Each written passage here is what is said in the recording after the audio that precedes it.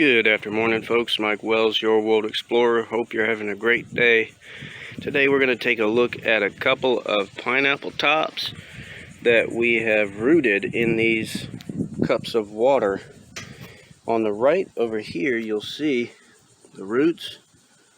They're very prominent. This one's ready to go in the ground. On the left, this one has a little bit smaller roots. This one was put into this glass of water a couple of weeks after this one. So what we're going to do is we're at the stage now with this one on the right where we want to put it into the ground. So let's go ahead and get that done. Alright, I'm over here at the pineapple patch. It could use some weeding. No big deal. They still do fine.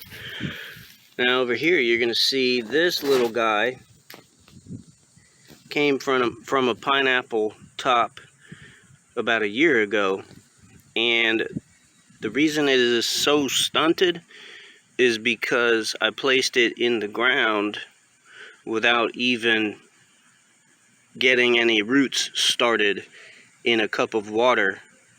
So you see how long it takes to start establishing if you don't first kick off those roots. We're gonna go ahead and put this other pineapple into a shallow hole right down in there. So it's still in the glass. I'm gonna take it out of the glass and just plop it in a little hole, maybe like 2.5, 3 inches deep. Alright, there's the pineapple top out of the glass. It's going in that hole right there. I just set it in the hole and then I just move the dirt in around it, and that's it.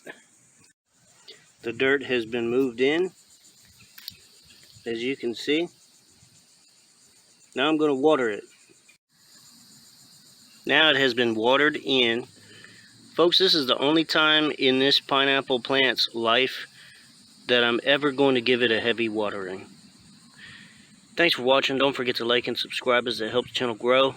And stay tuned as I'll keep you updated on the progress of this pineapple patch. Have a great day.